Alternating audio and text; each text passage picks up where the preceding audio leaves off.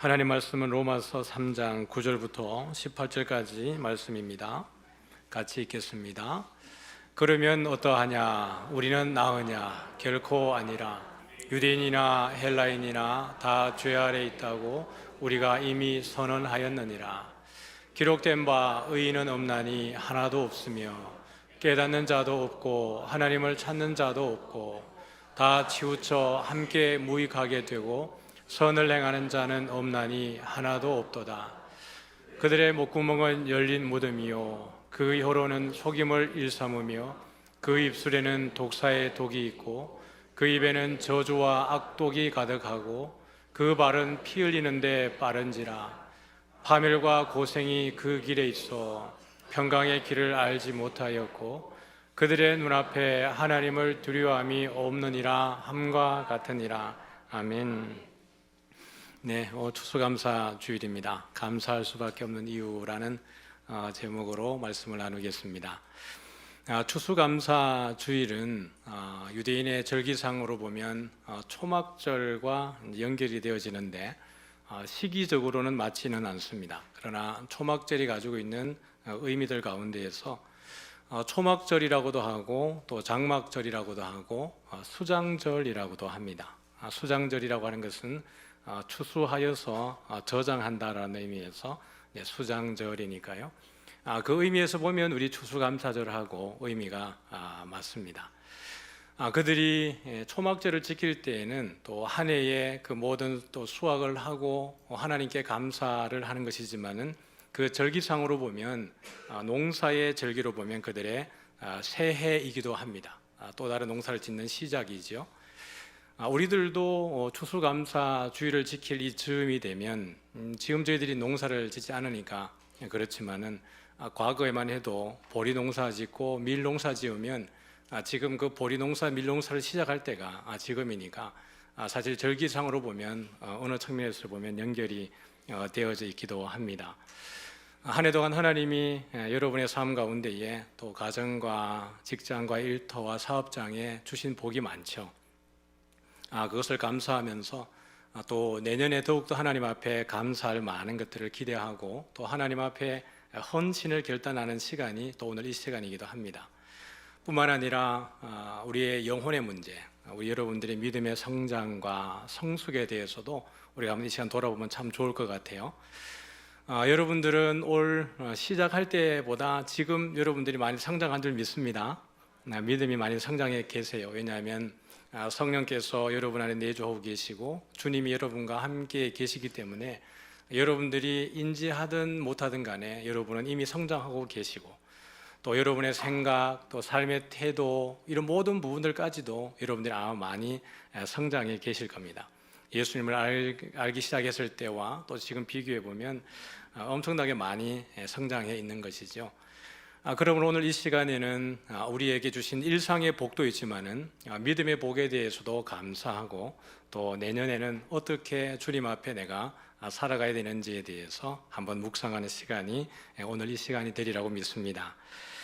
바울은 우리가 다 악인이라고 이야기합니다. 의인은 없나니 도무지 하나도 없다라고 이야기를 했어요. 좀 서운할 수 있는데요. 아니 의인이 도무지 없다고? 그래도 내가 조금 의롭게 살았던 것 같은데 내가 의인이 될 수 없다고 바울은 이야기하기를 도무지 없다고 그랬습니다. 한 사람도 의인이 없다고 그랬어요. 그러면서 오늘 9절 10절 한번 같이 볼까요? 같이 봅니다. 시작. 그러면 어떠하냐? 우리는 나으냐? 결코 아니라. 유대인이나 헬라인이나 다 죄 아래 있다고 우리가 이미 선언하였느니라. 10절 한번 보죠. 기록된 바 의인은 없나니. 계속 봅시다. 11절.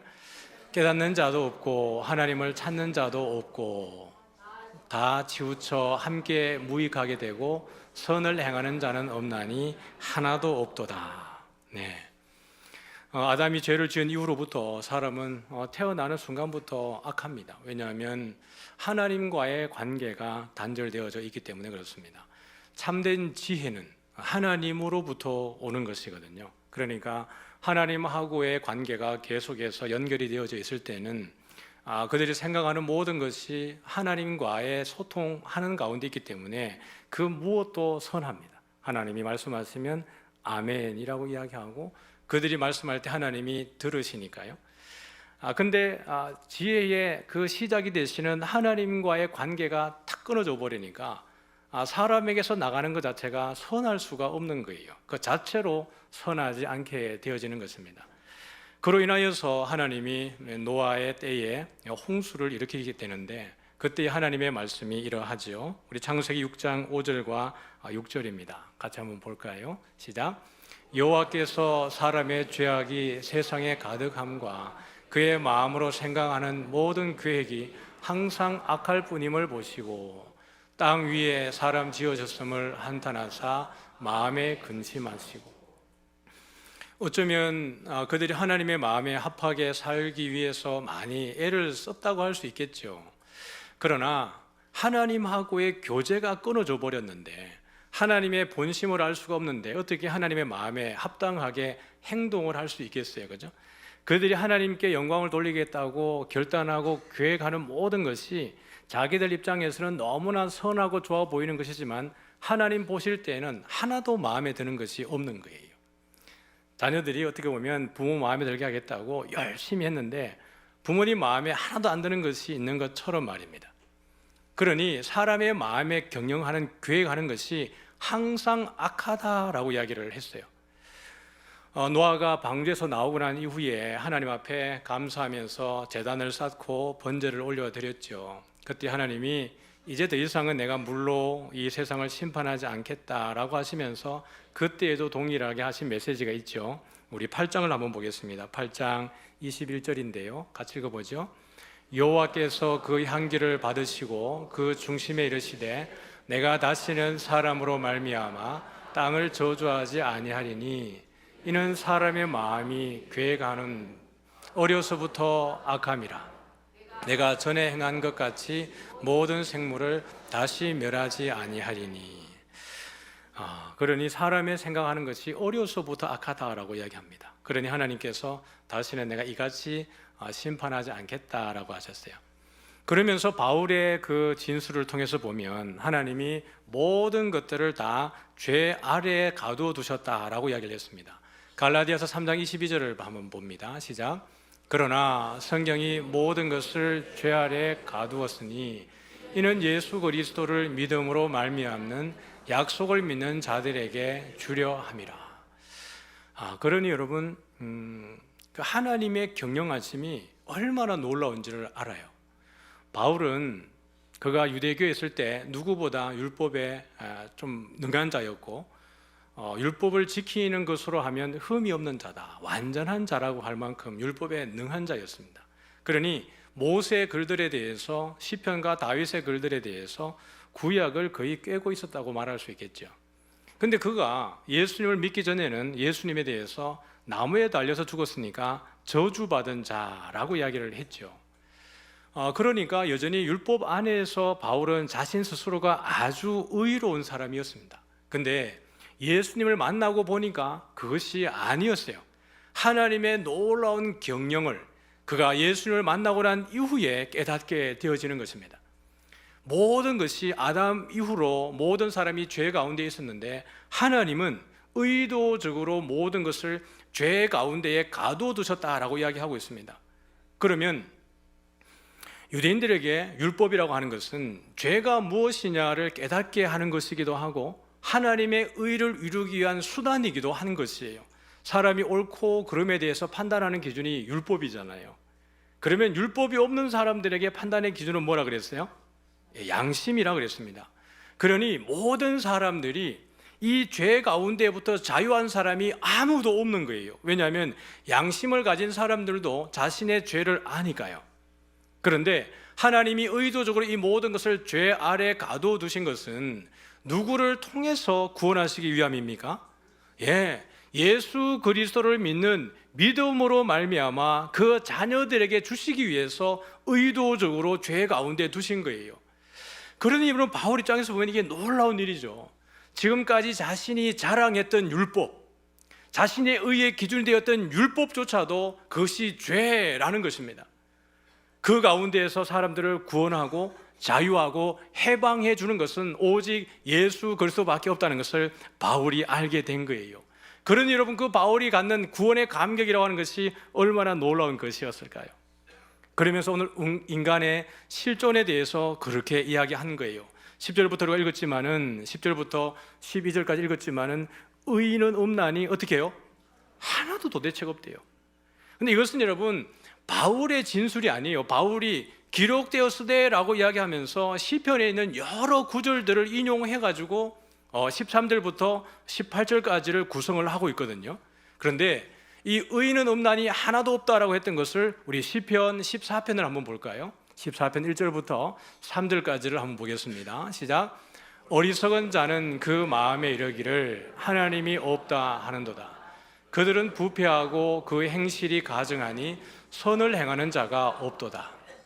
여호와께서 하늘에서 인생을 굽어 살피사 지각이 있어 하나님을 찾는 자가 있는가 보려 한즉 다 치우쳐 함께 더러운 자가 되고 선을 행하는 자가 없으니 하나도 없도다.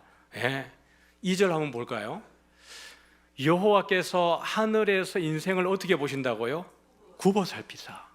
여러분, 우리가 굽어 살핀다는 것은 아주 면밀히 본다는 거죠. 세세하게 보신다는 뜻이에요. 하나님이 하늘 보좌에서 우리 인생에 대해서 면밀히 살펴보시는 거예요. 한 사람 한 사람들 보시면서 혹시나 이 가운데에 지각이 있고 지혜가 있고 지식이 있어가지고 하나님을 찾는 사람이 있는가, 하나님이 이렇게 살펴보신 거예요. 그랬더니 3절에 보니까 뭐라 그래요? 다 치우쳐서 다 더러운 자가 되고 선을 행하는 자가 있어요, 없어요? 없는데 하나도 없더라. 바울이 인용하는 것은 바울의 고백이 아니라 이 시편의 기자의 고백을 그대로 인용해서 하는 이야기입니다. 이 땅에 의인이 없다라고 하는 기준은 누구의 시선일까요? 하나님의 시선입니다. 하나님의 시선에서 보면 이 땅의 의인은 도대체가 아무도 없는 것이에요. 아담이 선악과를 먹은 이후로부터 모든 사람은 죄 가운데에 가두어져 있습니다. 그리고 하나님이 계획하실 때에 누구만을 통해서 구원하시기로 하신 거예요? 아들, 성자, 인자이신 예수님만을 통해서 구원하시기로 하셨고, 하나님의 때가 되었을 때에 그 인자이신 예수님을 보내주신 것입니다. 그러니 예수님께서도 오셔서 하시는 이야기가 내가 곧 길이요 진리요 생명이니 나로 말미암지 않고는 아버지께로 올 자가 도무지 없다라고 이야기를 하시는 거예요. 여러분, 유대인들이 자신들을 의롭게 여겼을까요? 안 여겼을까요? 의롭게 여겼습니다. 유대인들은 자신을 의롭다 생각했어요. 그 의라고 하는 것은 여러분 상대적이겠죠. 예를 들면 613가지의 율법이 있습니다. 그런데 자신은 612가지를 지켰어요. 그런데 옆에 있는 사람이 611가지밖에 안 지켰어요. 그러면 612개 지킨 사람이 611가지를 지킨 사람에 대해서 뭐라 그럴까요? 내가 더 의롭다고 생각을 하는 거예요. 그러면 가장 완벽하려고 그러면 몇 개를 지켜야 돼요? 613개 다 지키면 돼요. 나는 가장 완벽한 사람이라고 생각하는 겁니다. 이게 사람들이 가지고 있는 의의 기준입니다. 여러분은 어떠세요? 여러분은 의롭다라고 생각을 하지 않으세요? 남을 판단하는 사람, 남을 비판하는 사람, 남을 평가한다는 것 자체가 이미 평가의 기준이 누구예요? 본인이에요. 본인이 판단하는 기준보다 낮기 때문에 판단하고 비판하고 평가하는 겁니다. 그러면 이미 자기 입으로는 그 말을 하고 있지 않지만 내가 다른 사람을 비난하고 판단할 때 이미 나는 뭐 하다고 생각하고 있어요? 의롭다라고 스스로 판단 내리고 있는 것입니다. 본인 입으로는 겸손하다고 말하지만 그런 태도 자체가 나는 의롭다라고 하는 태도를 그냥 몸으로 말하고 있는 것이. 엘리후가 욥과 그 친구들이 이야기할 때 엘리후가 참다 못해서 개입해 들어왔어요. 그러면서 그들이 서로 자신들의 의를 이야기할 때에 엘리후가 이렇게 이야기하는 거예요. 그대가 범죄한들 하나님께 무슨 영향이 있겠으며 그대의 악행이 가득한들 하나님께 무슨 상관이 있겠으며. 인간들이 이 땅에서 어떤 죄를 짓는다 하여도 하나님의 의로움에 해를 입힐 수 있겠습니까? 바울도 이 얘기를 그대로 했어요. 만약에 그들이 믿지 아니하면 하나님의 선하심을, 하나님의 미쁘심을 패하겠느냐? 아니라는 거예요. 결코 그럴 수 없다라고 바울도 이야기하는 겁니다. 하나님과 우리는 여러분 달라요. 하나님은 천지를 지으신 만물의 창조자이시고 통치자이십니다. 그에게는 홀로 완벽함이 존재하시는 분이에요. 근데 우리가 어떤 악행을 행한다 그래서 하나님의 영광에 영향을 미치지 못한다는 이야기예요. 하나님의 미쁘심을 절대로 패할 수 없다라고 바울도 이야기를 했습니다. 엘리후가 이렇게 얘기해요. 그대가 의로운들 하나님께 무엇을 드리겠으며 그가 그대의 손에서 무엇을 받으시겠느냐. 하나님에게 무엇이 부족해서 우리가 이 땅에서 조금 더 선을 행하면 하나님의 그 부족한 의로움을 채워드릴 수 있겠는가? 아니라는 거예요. 하나님은 이미 홀로 완벽하시고 홀로 의로우신 분이 우리 하나님이세요. 우리가 이 땅에 뭘 한들 하나님의 의로우심에 추가할 수 없다라는 것이에요. 그러면서 엘리후가 이렇게 이야기를 하죠. 35장 8절 한번 볼까요? 같이 읽겠습니다. 그대의 악은 그대와 같은 사람에게나 있는 것이요 그대의 공의는 어떤 인생에게도 있느니라. 여러분, 의로운 척 하면 안 됩니다. 그럴 리가 없겠지만 여러분, 남을 비판하면 안 돼요. 비판한다는 것 자체로, 비난한다는 것만으로도 여러분은 이미 재판관입니다. 어느 측면에서는. 우리 하나님께 많은 것을 드리고 헌신하고 내 이름이 드러나지게 되어지는 것, 그 수고와 그 공로가 대단할 수 있어요. 여러분, 우리 교회 안에서 그런 분들이 있을 수 있죠. 교회가 성장하는 과정 속에 누구보다 많이 기도했고 누구보다 많이 헌신했고 누구보다 많은 것들을 드렸으며 모든 사람이 알만한 그런 입장에 있는 분이라고 친다 합시다. 그러한 의로움은 다른 교회 가도 있습니다. 다른 교회 가도 그렇게 수고한 성도가 있고 다른 곳에 가면 다르게 애쓰고 수고하는 그런 의로움들이 있는 것인데, 우리 인간들의 입장에서의 의로움이라고 하는 것은, 나의 의로움은 다른 이들에게도 있다라는 것이에요. 그 말은 자랑할 것이 없다라는 이야기입니다. 하나님만이 의롭고 우리는 그 안에서 하나님의 은혜 안에 머무는 자들이라는 거예요. 바울이 이것을 너무나 잘 알았기 때문에 바울 자신은 자신에 대해서 이렇게 이야기를 하는 것이지요. 디모데전서 1장 15절 말씀을 같이 보겠습니다. 같이 읽죠. 미쁘다 모든 사람이 받을 만한 이 말이여, 그리스도 예수께서 죄인을 구원하시려고 세상에 임하셨다 하였도다. 죄인 중에 내가 괴수니라. 여러분이 많이 들어본 죄인 중에 내가 괴수다 이야기가 여기에서 나와요. 여러분, 바울이 내가 죄인 중에 괴수라고 하는 말의 의미가 무엇일까요? 앞에 있는 구절에 있죠. 미쁘다 모든 사람이 받을 만한 이 말이요. 그 뒤에 한번 읽어볼까요? 그리스도 예수께서 죄인을 구원하시려고 세상에 임하셨다. 그리스도 예수께서 죄인을 구하려고 세상에 임하셨다. 지금까지 자기는 죄인인 줄 몰랐는데 예수님 만나고 보니까 자기가 죄인이었어요. 그런데 예수님께서 죄인 구원하겠다고 오셨는데 그 은혜 앞에 자기를 비추어 보니까 자기는 죄인들 중에 우두머리라는 거예요. 다시 말하면 유대인의 더욱더 열심이었고 오시는 메시아에 대해서 오히려 저항했다면 그는 그 누구보다도 죄인 중에 우두머리에 서 있던 것이 자기가 아니었는가라는 것입니다. 모든 사람들의 죄보다 내 죄가 더 많도다라는 것이에요. 그것은 본인이 받은 은혜가 얼마나 더 대단하냐라는 것에 대한 역설적인 표현이겠죠. 내가 받은 은혜가 작지 않다. 내가 적은 죄를 짓고 구원받은 게 아니라 누구보다 더 심각하고 더 감당할 수 없는, 갚을 수 없는 죄를 지었던 그 자신의 죄를 생각할 때에 나의 은혜는 내가 비교할 수 없을 만큼, 다른 무엇과 비교할 수 없을 만큼 놀라운 은혜를 받았다라고 하는 것이 바울의 고백입니다. 사랑하는 성도 여러분, 우리 모두가 죄인의 괴수입니다. 그렇지 않습니까? 내 열심으로 살고 인정받으려고 하고 자랑하려고 하고 그러한 속성들이 우리에게 있지 않습니까? 그런 가운데 오늘 바울은 이야기하기를, 우리가 하나님을 찬양해야 되는 우리의 모든 이 신체적인 이 지체들을 통하여서 어떻게 하고 있는지 다시 한번 우리로 하여금 돌아보게 합니다. 시편의 여러 말씀들을 인용하면서 이야기하고 있는데요, 13절부터 15절까지 말씀을 같이 한번 읽어볼까요? 시작. 그들의 목구멍은 열린 무덤이요 그 혀로는 속임을 일삼으며 그 입술에는 독사의 독이 있고 그 입에는 저주와 악독이 가득하고 그 발은 피 흘리는데 빠른지라 여기 보니까 13절 볼까요? 그들의 목구멍은 뭐예요? 열린 무덤이에요. 혀로는 뭐죠? 입술에는 독사의 독이 있고요, 입에는 악독과 저주가 가득하다 그랬어요. 하나님이 이것을 지으셨을 때에는 하나님을 찬송하고 경배하고 감사하라고, 우리가 입을 지음받고 이 모든 구조를 지음받았을 때에는 하나님하고 교제하도록 지음을 받았어요. 그러면 하나님하고 교제할 때에 이 역할들이 선하게 쓰여지는 것 아니겠어요? 하나님에게 말하는 거니까요, 하나님에게 듣는 거니까요, 하나님을 보는 것이니까요. 우리가 지음받은 모든 지체는 선하게 기능하도록 지음을 받았습니다.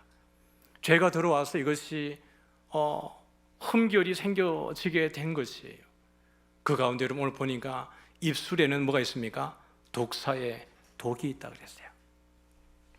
야고보 기자는 우리에게 이 혀의 무서움에 대해서 이렇게 가르쳐주고 있습니다. 야고보 3장 우리 8절부터 11절까지입니다. 같이요. 혀는 능히 길들일 사람이 없나니 쉬지 아니하는 악이요 죽이는 독이 가득한 것이라.